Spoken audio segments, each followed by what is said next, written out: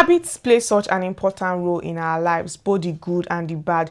So many of us feel stuck, like we are going in circles or not moving fast enough towards the life that we really want. But here is what I have learned. A lot of what we struggle with can actually start to shift by simply building or breaking a habit. Even the tiniest changes done consistently can create massive impact over time.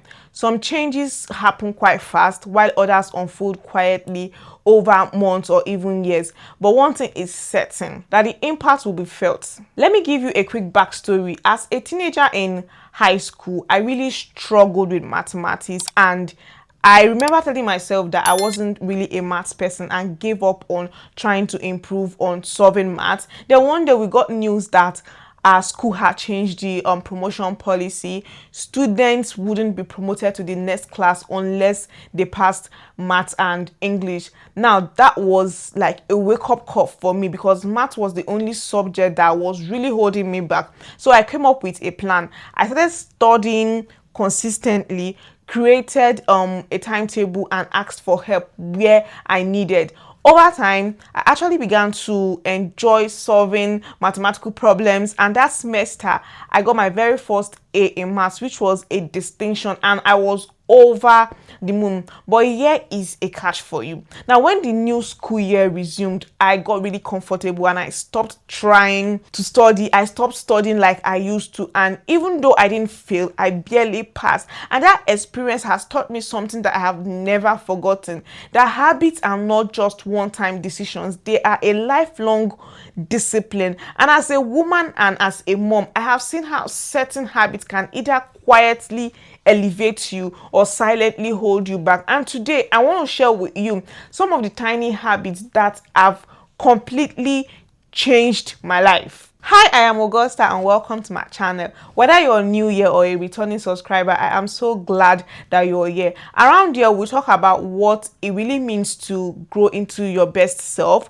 what it really means to grow into your best self, whether you are a mom raising kids, someone pursuing faith, or a woman trying to build a life that truly feels like you. Whether you are finding your voice again or you're building or starting something new from scratch, this is your space. You are in the right place. Now, in today's video, I want to share with you 5 tiny habits that have greatly influenced and changed the direction of my life. My hope is that at the end of this video, I would leave you feeling really motivated and reminded that habit building doesn't have to really be overwhelming or expensive. Sometimes it's just about improving the small things that we are already doing, or letting go of the things that no longer serve us or the life that we are trying to build. So let's dive in. Now, the first thing I started doing was making time for what matters most. For quite a while, I was living my days constantly responding to either my baby, to house chores, to work, to my phone, to everyone else. And while I didn't necessarily mind doing all of those things, something wasn't sitting right. I realized that I wasn't really including myself in the reading of my own life. My faith, my peace, and my personal growth were constantly and always at the bottom of the list. Then one day I remember laying down mid-morning on the bed just crying, and I felt really overwhelmed because I couldn't quite explain why. I was living, yes, but I didn't feel like I was actually living.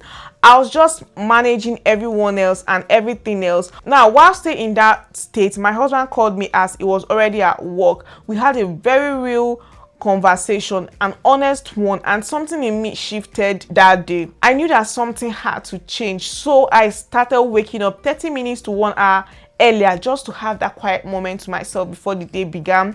I'd read scripture, pray, reflect, or even head to the gym. Sometimes I just sat in silence and breathed. Now, this moment became my own moment. That window of stillness reconnected me to who I am beyond just what I do. I also began to batch cook on certain days to free up space during the week. And another thing I did was that I blocked out intentional time to read or learn something new, because my growth matters too. And that's what I want to say to you. The things that matter most to you can still exist inside of motherhood. You don't need hours and hours, you just need intention. Even 15 minutes for what matters most can shift your entire day and ever time your entire life. Number 2 was choosing meaning over comparison. Now, you might not even realize how often you compare yourself because it doesn't always look like jealousy. Sometimes it looks like, oh, she's already back to work 3 months after giving birth. Her house looks so clean and organized with 3 kids.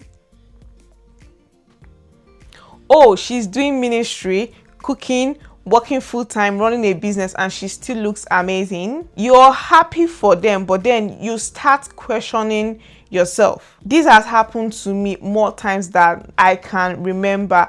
I've always said that I don't really compare. I am not someone who is into comparison, and I tell people not to compare me to others. But even then, it was sneaking in through the back door of my thoughts. Then I had a moment that shifted everything for me. I was having a chat with a friend who looked like she had all put together online, but offline, she was actually overwhelmed and struggling. She was exhausted and was barely hanging on. That conversation reminded me that you never really see the full picture.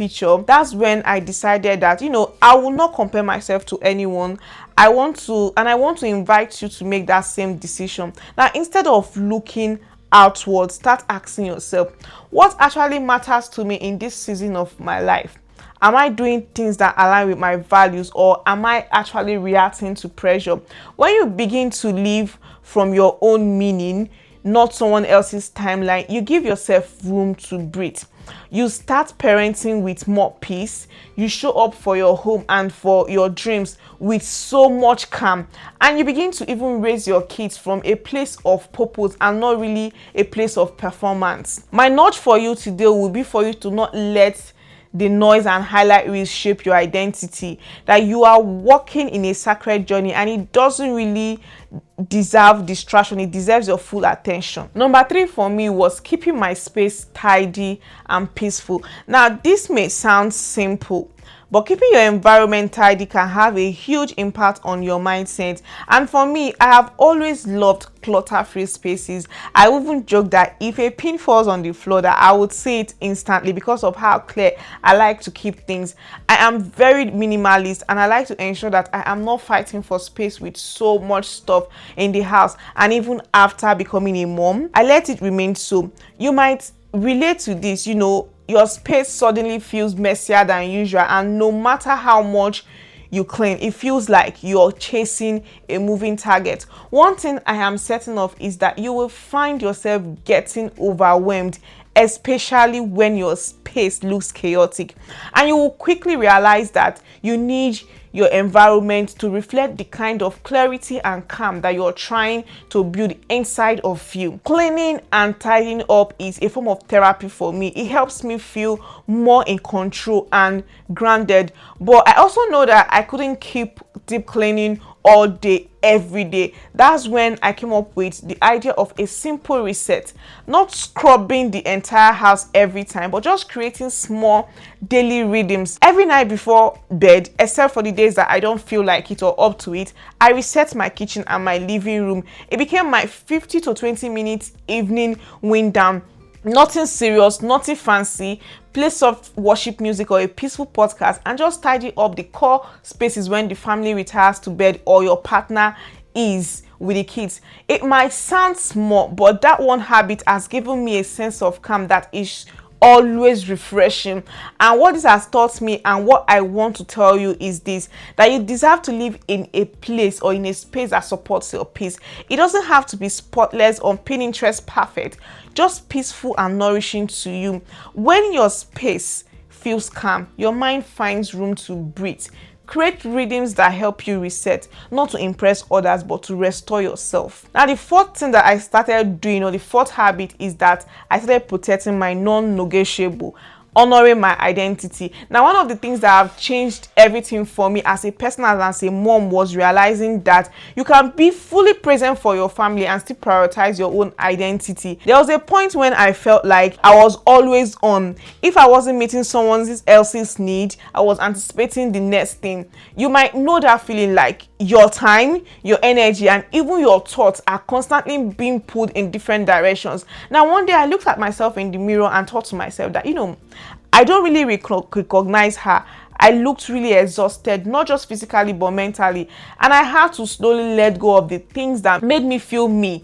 That's when I decided to protect what I now call my non-negotiable. Those little things that remind me of who I am beyond motherhood. These aren't big dramatic things. It's small choices like drinking your tea slowly before everyone else wakes up, reading a few pages of a book every evening or morning, spending at least 1 hour in the gym 2 to 3 times a week, or saying no to an extra obligations without guilt. Also choosing quiet over scrolling just to escape. And to you, it could be anything. This habit has helped me come back home to myself, because if you're not careful, you can lose your essence while showing up for everyone else, and that doesn't serve you or them. So I want to encourage you today to identify your non-negotiables. What helps you feel like you, or what helps you feel steady? What reminds you that you are not just someone else's mom, but a whole person too? Protect those things, even if they are tiny. That's how you protect your joy, your peace, and your growth. Remember that you are a woman first, and you are not in competition with your motherhood, but in partnership with it. So you need to guard what makes you you. Now, the number 5 thing was asking for help and taking breaks without guilt. Let me just say it out to you plainly. You don't have to do everything alone. There's this quiet pressure so many people carry, the belief that you are only doing a good job if you're doing everything yourself: cooking, cleaning, caring, working, planning, all of it all the time. But here is what I have learned. Superwoman is a mind, and even if she were real, she would be burnt out and very resentful. I used to find it hard to ask for help.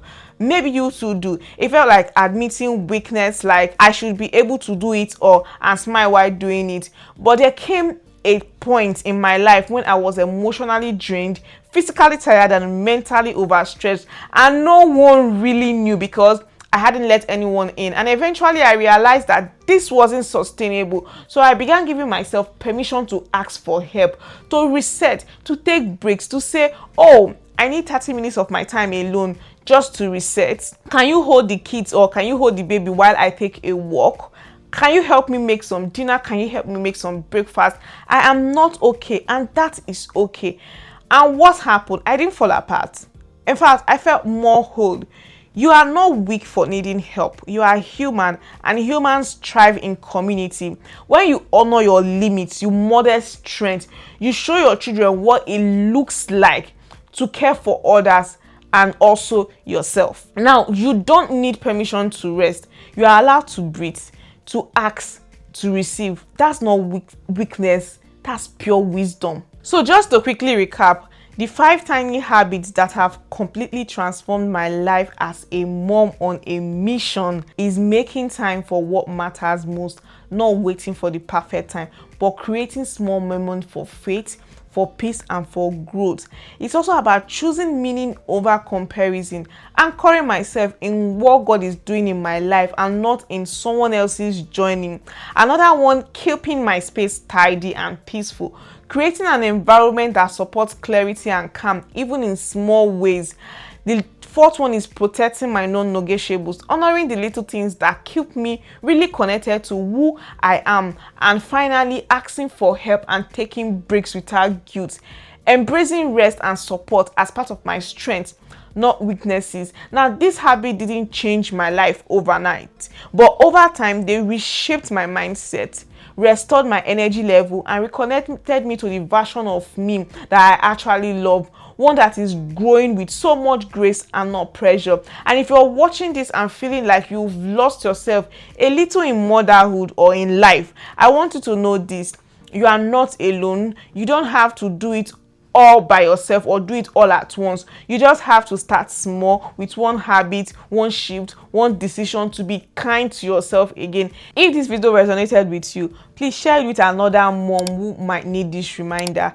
Please comment below. I'd love to hear which of these habits you are holding on to, or one habit that has really helped you in your own journey. And if you haven't subscribed yet, around here we are building something really honest and hopeful, a life that honors both who we are and who we are becoming. As a mom on the quest for clarity and purpose, you don't need a perfect plan, you just need the right mindset and also the right rhythm. And that's why in my next video I'll be sharing why you don't need to have it all figured out before you start, because clarity often comes after you take the first step, not before. So stay with me, we are growing together.